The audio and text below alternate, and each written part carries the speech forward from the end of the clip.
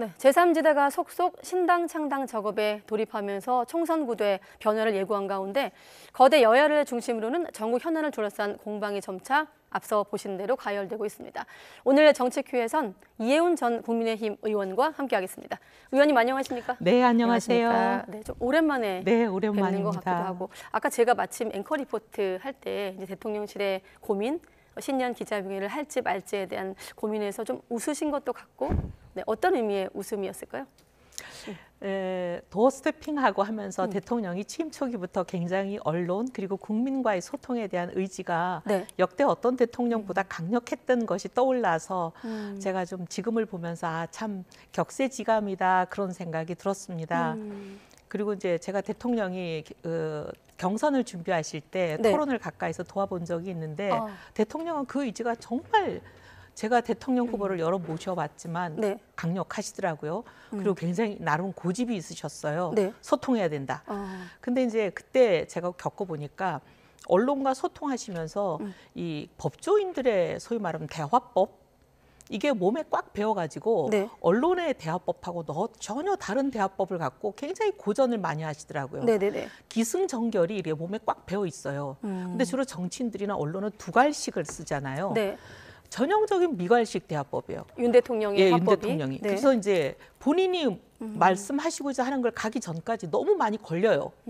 그래서 가지를 못하세요, 결론까지. 네. 그래서 이미 결론까지 가기 전에 너무 상처가 많이 나서 본인이 전혀 의도하지 않는 거에 먼저 많이 걸려버려가지고 네. 논란이 엉뚱한 대로 번지고 본인이 말씀하시고자 하시는 거를 말씀도 못하고 그냥 엉뚱한 전쟁을 많이 치러서 네.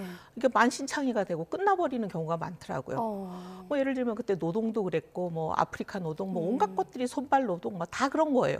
그래서 그걸 이제 해명하시는 걸 도우면서 아 이분이 말씀하시고자 하는 거는 전혀 다른 건데 엉뚱한 논란으로 비하가 돼가지고 그걸 수습하느라고 다 진땀을 빼고 말씀하시고자 하는 거는 정작 전달도 못하고 네. 아 이래가지고는 소통하시는 게 오히려 마이너스가 될 수가 있겠다. 소통의 기회를 많이 가질수록. 그래서 차라리 그렇게 도어 스태핑 같은 형식보다는 정제된 원고를 써서 그냥 국민 담화 같은 형식으로 전달하는 게 본인한테는 훨씬 맞는 방식이겠다. 저는 그런 생각을 했었거든요. 기자회견 말고 담화 형식이요? 예. 질문을 받고 하는 형식 말고? 본인한테는 그게 훨씬 적합한 방식인데 네. 그냥 이렇게 난상 토론 또는 기자회견 이런 방식은 본인한테 굉장히 마이너스가 되는 방식인데 그걸 본인이 깨닫는 데는 시간이 좀 걸리겠다. 저는 그런 생각을 했었고. 대표적으로 좀 어떤 이슈가 있었습니까? 그렇게 미괄식으로 결론을 내다 보니 수습하는 과정이 길었던 그러니까 게 어떤 게 앞에 있을까요? 서론을 네. 하는 동안에 전혀 예를 들면 아프리카 노동 같은 것도 그런 거예요. 뭐 손발로 하는 거는 뭐 굉장히 이제 저급한 노동이라는 뜻의 얘기가 먼저 네. 본론인 중요한 거에 가기도 전에 서론에서 걸려가지고 논란이 돼버리고 엉뚱한 대로 이제 배는 산으로 가버리는 거죠. 네. 그런 게 대부분이더라고요. 그렇군요. 네. 잠시 그래서 뒤에 제가 또 말씀하세요. 도어 스태핑은 본인이 저러다가 이제 곧 포기를 하셔야 될 텐데 제가 그 생각을 했거든요. 네. 그래서 지금 기자회견을 보면서 본인한테 굉장히 이제 맞지 않고 본인한테는 굉장히 위험한 방법이라는 걸 이미 체득을 하셨겠다 그런 생각이 들어요. 담화 형식의 어떤 발표를 하는 게 유리할 것이다. 예, 네, 저는 그렇게 봅니다. 알겠습니다. 이따가 또 여권 얘기할 때 좀 더 연장해서 네. 말씀드리기로 하고 제3지대 질문이 원래 첫 질문이었거든요. 어떻습니까? 좀 지금 보니까 처음에는 좀 미풍 속의 찻잔에 그칠 거란 전망보다는 지금 굉장히 활발하게 제3지대가 움직이고 있는데 좀 남다르게 보실 것 같아요. 저는 처음부터 제가 요즘 뭐 언론에 나와서 얘기를 자주 하는 편은 아닌데 네. 몇 번 기회가 있었을 때 절대 그렇지 않을 거다. 이게 꽤 크게 갈 거고 뭐 빅텐트라는 이름이 적절할지 모르겠지만 이게 꽤 크게 갈 거다. 네. 그런 말씀을 드렸는데 제 예상대로 가는 것 같습니다. 이게 저는 연합이 될 거라고 봅니다. 그리고 뭐 구정전에 될지 그렇게까지는 저는 생각은 안 하지만 어쨌든 역대 있었던 제3지대보다는 상당히 크게 갈 것이다. 그렇게 보고 네. 꽤 영향이 있을 것이다. 저는 그렇게 봅니다. 과거 어느 때보다 양당에 대한 염증이 국민들 사이에서 최고조로 되어 있고 그리고 이제 양당이 보여주는 정치 행태에 대해서 국민들의 소위 반발 이런 게 어느 때보다 높지 않나 그렇게 생각합니다. 네. 바른정당 경험도 있으시기 때문에 조금 경험치가 남들하고 좀 다르시잖아요. 네, 그때하고 지금하고 뭐가 가장 다릅니까? 그때는 한쪽 정당에 대한 불만만 최고조였었어요. 근데 지금은 양쪽에 대한 불만이 거의 제가 보기에는 비등합니다. 네. 그리고 양쪽을 국민들이 보시기에 국민들 눈에는 비슷하다 이렇게 보시고 거의 양쪽에 대한 희망을 접었는데 최근에 이제 한쪽 소위 이제 저희 국민의힘에 대해서는 조금씩 눈길을 주시는 것 같아요. 이 사람들이 달라지려고 하는구나 네. 하는 생각을 좀 하시는 것 같아요. 그렇군요. 지금 일단은 주도하는 인물만 놓으면 이낙연 전 대표, 또 이준석 전 대표, 또 양양자 대표 이렇게 있는데 어떻습니까? 좀 누가 더 폭발력? 바꿔 말하면 지금 언론 보도에서는 벌써부터 주도권 경쟁이 신경전이 좀 치열하다 이렇게 보는데 어떻게 양양자 될까요? 전 대표, 금태섭 전 대표는 뭐 그렇게 똑같은 비중으로 말씀드리기는 좀 어렵고 아무래도 이낙연 전 대표와 이준석 전 대표가 중심이시죠. 네. 비중을 4명을 똑같이 얘기하는 거는 좀 저는 이제 사실과는 좀 다르다 네. 이렇게 생각하고 이낙연, 이준석 대표 중심의 이제 저는 연대가 된다 그렇게 보고요. 두 세력이 어느 쪽이 더 중심이다 이렇게 아직 말하기는 좀 섣부른 것 같습니다. 좀 더 두고 봐야 되고 이준석 전 대표 중심으로는 젊은 층들이 많이 이제 지지를 하고 있는 것 같고 네. 이낙연 전 대표 중심으로는 어떻게 보면은 약간 그 진보 세력 쪽이 상당히 좀 지지를 하는 것 같고 그렇습니다. 네, 제가 알고 있는 게 맞다면 이준석 전 대표하고도 교류가 좀 있는 사이로 알고 있는데 혹시 신당 관련해서 좀 고민을 함께 나눈다거나 그런 적은 없습니까? 뭐 그러지는 않고요. 예. 제안을 한다거나 아니요, 저한테 제안 오지는 않죠. 제안 오지 않았고. 예. 알겠습니다. 저는 이제 있던 정당 안에서 내부의 개혁을 통해서 어떻게 보면 주류를 바꿔야 된다고 생각하는 옛날부터 제 지론이 그렇고 네. 과거에 사실 이제 바른정당 탈당에 나갈 때도 저는 탈당을 끝까지 반대했던 사람이라 네. 제 지론을 이제 가까운 사람들은 많이 알기 때문에 저는 내부에서 바꾸는 것이 주류 세력의 교체가 중요하다. 이 지론이 워낙 강한 사람이라 지금 뭐 신당 하러 나가신 분들은 제 지론을 잘 알고 있어서 저한테 신당 가자는 얘기는 당연히 안 하죠. 이를테면 탈당 반대파로 반대파, 분류가 네. 되어 있다. 그때도 네. 반대를 많이 했던 알겠습니다. 사람이라. 왜냐하면 또 제3지대 안에선 연일 자신감 있는 목소리가 나오고 있기 때문인데요. 자, 제3지대 목소리 잠깐 듣고 또 이 전 의원께 질문 드리겠습니다. 네. 지금의 현직 여야 정치인들이 정말로 너무 고생 많이 한다. 여러분들이 하는 일에 대해서는 공감한다. 라고 하는 문자들이 오고 있습니다. 현역 민주당 현직, 의원들. 민주당만이 아니고 국민의힘까지도 포함해서 현역 의원들이 탈당하기 위해서는 그 정도의 뭐 물이 이제 밥이 이제 끓어야 되지 않겠습니까? 이 끓는 모습을 저희가 잘 보여준다라고 한다면 그런 공감대가 굉장히 넓기 때문에 많은 의원들이 올 수 있다라고 하는 생각을 하고 있고요. 아까 이 전 의원이 말씀처럼 이준석 전 대표도 설 전에 구정 전에 좀 힘들 것 같고요. 통합론에 대해서 또 반대 목소리 내는 사람도 있는데 구정을 기점으로 하는 이유는 뭘까요? 구정의 민심이 확 확산되는 우리 이제 특별한 구조가 있잖아요. 설 밥상에 이제 네. 민심이 확 퍼지는 게 있으니까 그래서 그 효과를 극대화하려면 설 전에 좀 미리 그러니까 소위 스피드업을 해야 된다라는 절박감이 있으시니까 그렇게 말씀하시는 건데 이제 이준석 대표 얘기는 오늘 말씀하신 거 들어보면 네. 그렇게 인위적으로 당긴다고 잘 되지 않더라 하는 얘기를 하는 것 같아요. 네. 근데 제가 보기엔 아마 그런 것도 있을 거고 말하지 않은 속내는 이런 것도 있지 않나 싶어요. 이제 옛날에 저희가 바른정당 때도 보면 네. 국민들의 기대라는 거는 언제가 피크냐. 합당이 돼서 창당이 될 때 그때가 직전이 피크더라고요. 국민들의 기대라는 건 언제 뭔가 새로운 게 태동한다. 그러면 그때가 기대가 피크인데 네. 막상 이제 새로운 세력이라는 것도 인간 본성의 한계가 있기 때문에 새로운 사람들이 모여서 하는 일이라는 것도 결국 시간이 지나서 뚜껑을 열어보면 기성정당에서 일어나는 여러 가지 문제가 그 안에도 또 있거든요. 네. 그래서 뚜껑을 열어보니까 결국 이 사람들도 옛날 정당이 갖고 있는 문제가 조금씩 시간이 지나면 노정이 된다. 이러면 또 그 기대가 가라앉아요. 저희가 이제 창당을 한다 그랬더니 어떤 네. 조사에서는 24%까지 지지도가 막 올라가고 그랬어요. 새로운 사람들이 잘할 것이다. 근데 이제 시간이 일주 지나니까 저희도 당연히 비슷한 문제가 있지 왜 없겠습니까? 네. 사람이 뭐 그렇게 특별히 다르겠습니까? 그랬더니 시간이 지나고 결국 2달 있어서 저희가 선거를 치렀는데요. 선거 때 저희가 받은 지지율은 6.7%였어요. 네. 24에서 6.7 가는데 거의 2달밖에 걸리지 않았거든요. 결국 기성정당이나 새 정당이나 그렇게 뭐 완전히 천지개벽하기는 어렵습니다. 그러니까 그런 것을 경험해본 이준석 대표는 경험해봤지만 지금 저기 있는 나머지 분들은 처음 해보시는 일들이잖아요. 네. 그러니까 이제 그 소위 말하면 콩깍지가 벗겨지는데 시간이 얼마 안 걸린다는 걸 콩깍지? 아는 이준석 네. 대표와 그걸 경험해보지 않은 분들과의 차이가 아닐까 싶어요. 지금 콩깍지를 가장 못 보는 사람은 누굽니까? 어느 쪽인가요? 안 해보신 분이 저기 계시는데 예. 그러니까 이제 너무 선거 일을 기점으로 네. 너무 빨리 이제 창당이 돼서 뚜껑이 열려도 그게 그렇게 그렇군요. 좋은 건 아니다. 저는 혹시 그런 생각이 있지 않나 하는 게 제 느낌인데 네. 그건지는 모르겠어요. 네, 짧게만 여쭤보면 일단 일정상으로는 2월 15일에 기호가 확정된다고 해요. 같은 기호로 선거를 치르고 갈라진다?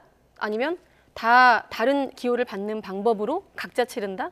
지역구는 함께 하는데 뭐 비례는 따로 있는데 여러 시나리오가 있는데 당연히 기호는 3번을 받지 않으면 어렵죠. 3번을 네. 받는 게 절대절명이에요. 지금 저 경우에는. 네. 예를 들면 각자 다 기호를 다르게 받는다. 뭐 4번, 5번, 6번, 7번? 선거 못합니다. 저분들은. 네. 3번을 반드시 받는 것이 죽고 사는 사활이 걸린 문제죠. 그래서 3번을 받기 위해서 네. 반드시 뭉칠 수밖에 없을 거예요. 뭉치려면 뭐가 가장 화학적으로 지금 문제가 될까요? 지금 일단은 거대 양당 타파라는 교집합은 있는데 좀 화학적으로 될까 말까 이런 의문들이 있거든요. 지금 뭉치게 하는 거는 3번을 못 받으면 죽는다라는 이제 절대절명으로 뭉치게 되는데 뭉치고 나면 이제 본선 국면이 오잖아요. 네. 그럼 저 안에서 이제 삐걱거릴 수밖에 없는 게 제가 보기에는 극에서 극이 지금 저 안에 다 들어 있잖아요. 네. 당장 이제 선거 국면이 되면 자영업자 대책 어떻게 할 거냐. 공약을 내야 되는데 예를 들면 이준석 대표 같은 경우에는 항상 재정 건전성, 재정 규율 이 보수의 아주 거의 뭐 금과 옥조 같은 규율이거든요. 보수는 그런 거잖아요. 자활, 네. 그다음에 규율, 건전 이게 보수의 절대적인 가치인데 지금 근데 또 이제 소위 저 안에 지금 유호정 의원 오늘 탈당했지만 네. 어쨌든 일원이 되실 거잖아요. 그런 분들이 늘 얘기하는 거는 무조건 풀자, 빚을 내서라도 풀자. 네. 그러는 분들이 저 안에 있는 거잖아요. 그분들은 자영업자 대책도 분명히 그럴 거라고요. 무조건 재정 확대하고 빚을 내서라도 국가 부채를 늘려서라도 더 풀어야 된다 이렇게 나올 텐데 과연 그들이 한 목소리로 똑같은 공약을 낼 수 있을 것인가 저는 굉장히 걱정되고 네. 분명히 목소리가 다를 거라고요. 그다음 또 하나 보면 며칠 전에 이제 윤석열 대통령이 재건축 규제 푼다 그랬잖아요. 보수는 그 부분에 대해서 지금 안전 규제도 푼다는 거 아니에요? 안전 진단. 네. 진보는 그거 절대 동의 못할 거요.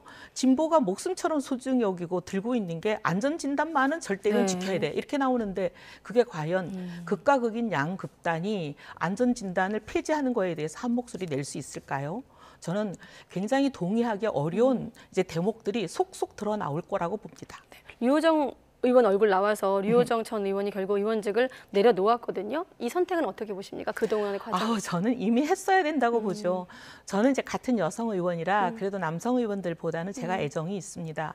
여성 정치에 저는 근본적인 가치는 원칙이에요. 상식에 합당한 정치. 원칙. 예, 원칙이고 원칙이라면은 내가 어떤 소속 정당의 표를 받아서 의원이 됐어요. 그러면 그 소속 정당에 몸을 담고 있으면서 다른 정당의 창당에 일을 한다? 저는 그건 여성 정치의 원칙하고 좀 다르다고 보거든요. 그래서 일찌감치 그 의원직을 반납하고 다른 정당의 창당일을 하는 게 저는 여성 정치이고 원칙 정치라고 보는데 그러지 않아서 상당히 안타까웠는데 이제 제자리를 찾아갔다 이렇게 보죠. 늦었지만. 네, 제3지대 통합론 좀 더 여쭤보고 싶은데 또 당내 얘기를 해야 돼가지고 네. 한동훈 비대위원장 얘기로 넘어가겠습니다. 네. 최근에 특권 내려놓기 등을 제시하면서 민주당을 향해서 좀 압박 수위를 높였고 여기에 대한 민주당의 반격도 있었거든요. 잠깐 관련 발언 들어보겠습니다. 준비되면. 네.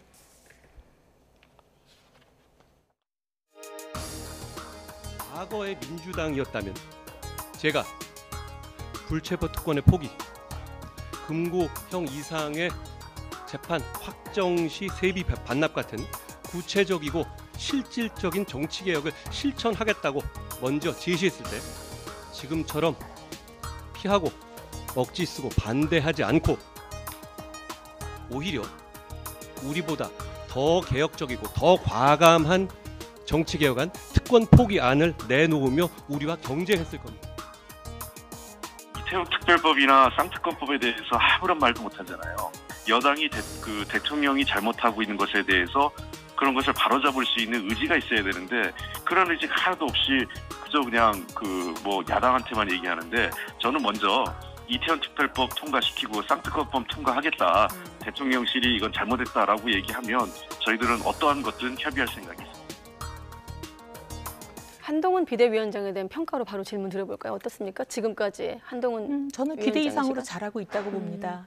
네, 뭐 여러 가지 이제 당내 문제는 지금 저기 홍익표 원내대표는 너네 당내 문제부터 잘 알아 네. 이렇게 말씀하시는데 당내 문제는 내부에서 조용히 물밑에서 내부적인 이결 조율하고 의견 내고 하는 것이지 당내 문제를 언론에 나가서 외부에다 향해서 소리치는 거는 저는 현명하지 못한 일이라고 보거든요. 네. 야당이 할 얘기는 언론에 공개적으로 하는 거고 내부의 얘기는 내부에서 조용히 조율하고 반영하고 하는 것인데 저분은 자기 당내 문제는 자기 당에서 어떻게 하시는지 그 얘기는 안 하시고 밖에다 저렇게 얘기하시는데 그건 지금 저는 번지수를 잘못 찾았다고 생각합니다. 네.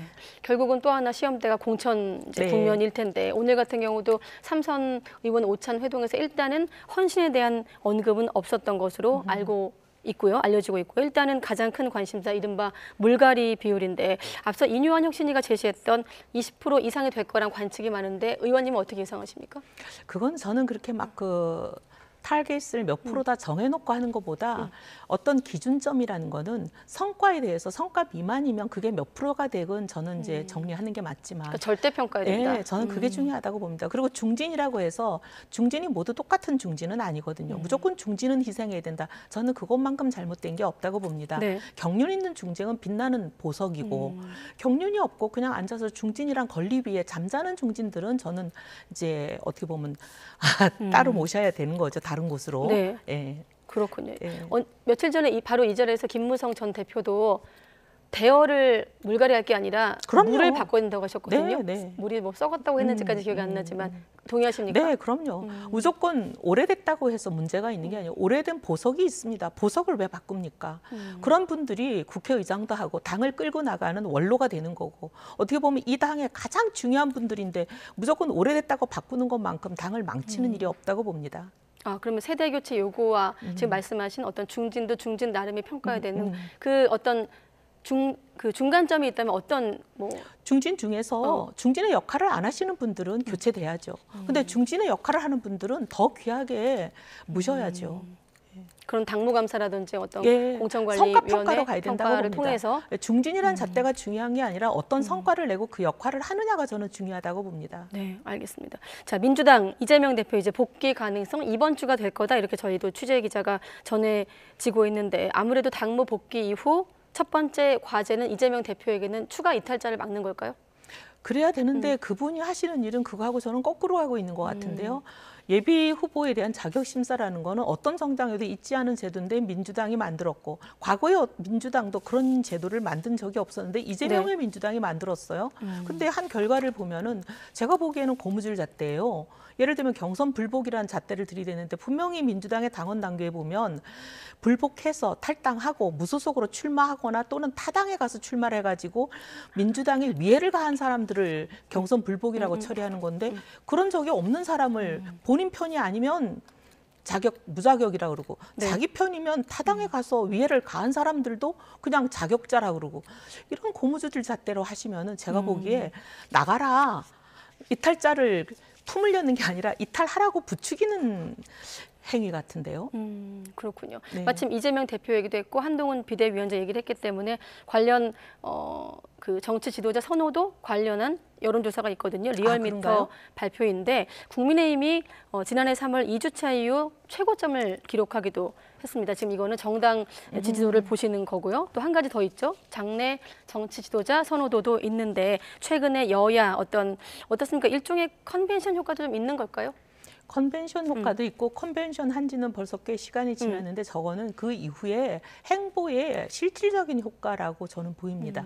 여러 가지 메시지 효과도 있고 그다음에 이제 행보가 실질적인 효과를 서서히 가져오는 거 아닌가 그런 생각이 듭니다. 네, 여기서 국민의힘이 조금 사실 강서 보궐선거 이후 쇄신이 좀 잘 안 되니까 한동훈 비대위원장이 들어섰고 또 혁신위 체제도 좀 여러 좀 국면을 거치지 않았습니까? 여기서 국민의힘이 좀 놓치지 말아야 될 게 있다면 어떤 게 있을까요? 저는 혁신 그리고 개혁, 특히 중도 국민들의 마음을 얻는 일은 중도? 예. 왜냐하면 저희는 그동안 좀 극우적인 인사들이 언행도 좀 그랬고, 근데 그런 부분들은 반드시 단절하고 가야 되는데 좀 안 그랬거든요. 근데 반드시 단절하고 특히 중도 국민들의 마음을 얻는 일에 지금도 부족함이 이제 있기 때문에 더 노력해야 된다고 봅니다. 지금 이게 뭐 만족할 만한 수준은 아닙니다. 그 중도 지지층을 확보하기 위한 노력 중에 하나로 쌍특검법 국면에서 이제 한동훈 비대위원장의 역할인데 그야말로 용산과의 어떤 가교 역할. 아마 이전 의원님 어떻게 보십니까? 충분히 아마 제가 보기에는 나름 노력을 하고 있을 겁니다. 근데 그런 노력들은 네. 언론에 나와서 뭐 대통령을 향해서 떠들 얘기가 아니고 분명히 물밑에서 내부적으로 많은 의견과 논의들이 있지 않을까 생각합니다. 그건 밖으로 떠들 일은 저는 아니라고 봅니다. 물밑에서는 네, 나름의 노력을 하고 충분히 있을 것이다. 얘기를 하고 있을 거라고 어떤 봅니다. 메시지가 좀 있을까요? 예상을 해본다면. 글쎄요. 그거 아니면 뭐, 나와야 한다고 보십니까? 어떤 메시지가? 하고 있겠죠. 뭐 하고 있을 거고 그리고 네. 지금 이제 중도를 향해서 얘기하는 게 이제 불체포 특검 포기 그리고 이제 세비 반납 이런 것들이 아마 그런 노력의 일환으로 나오는 게 아닐까 짐작하고 있습니다. 네. 자, 마지막으로 지금 민주당 강의원 의원이 오늘 같은 경우는 이제 이번 총선 출마하지 않겠다고 입장문을 밝혔습니다만 당 내에서도 이제 성비위 논란에 대한 인물들에 대한 비판의 목소리가 높아지고 있고 또 이재명 대표가 이제 복귀할 예정이거든요. 이 문제는 좀 어떻게 저는 성비자에 될까요? 대해서는 정말 가혹하리만큼 물론 근데 이제 사실관계가 확인이 돼야죠. 네. 의혹만 제기한다고 해서 무조건 배제하는 것은 저는 온당치는 않다고 봅니다. 하지만 어느 정도 뚜렷한 사실관계가 드러나면 네. 그 부분에 대해서는 측근이다 내 편이다 감싸고 도는 일은 없어야 된다고 생각합니다. 지금 민주당이 이제 그 성비위 관련한 사람들 특히 이제 대표에 가까운 사람들이라고 해서 여러 가지 논란이 있잖아요. 그런 부분은 민주당도 안 해야 되지만 저희 당도 저는 당연히 안 해야 된다고 생각합니다. 그래서 그 부분에 대해서는 우리 비대위원장께 정말 추상같이 해달라고 얘기하고 싶어요. 네. 예, 과거에 특히 저희 당도 그렇고 민주당도 그렇고 저희 정치권이 가부장적인 문화가 아직까지 있어가지고 남성들의 그 문제에 대해서는 너무나 그 과도하게 관용적이었거든요. 네. 심지어 공천 심사위 테이블에 아예 올리지도 않은 적이 많았어요. 투서나 이런 게 올라오다 아예 그냥 자동 기각인 시절이 불과 얼마 전까지 있었습니다. 아예 그런 거는 그냥 쓰레기통에 자동 들어가는 그런 시절이 불과 얼마 전까지 있었어요. 정말 이런 시절은 없어야 됩니다. 네, 알겠습니다. 네. 오늘 오랜만에 이전 의원을 모시고 전국을 진단했는데 총선 일정 여부에 따라 또 저희도 섭외가 갈리거든요. 아직 미정입니까? 네, 뭐 일단 뭐 사람 일이라는 게 알 수가 없어서 이제 테러를 차단하는 일을 안 하려고 그냥 저기 미정으로 두고 있습니다. 테러를 차단하는 일? 어떤 네. 의미인가요? 테러? 아니 이제 고정 출연을 해버리면 네. 가능성을 닫아버리는 거는 좀 그래서. 네, 알겠습니다. 앞으로 총선 일정과 또 YTN 뉴스큐에 이전 의원이 또 나오는지 한번 지켜봐 주시기 바랍니다. 네, 이혜훈 전 국민의힘 의원과 함께했습니다. 고맙습니다, 의원님. 감사합니다.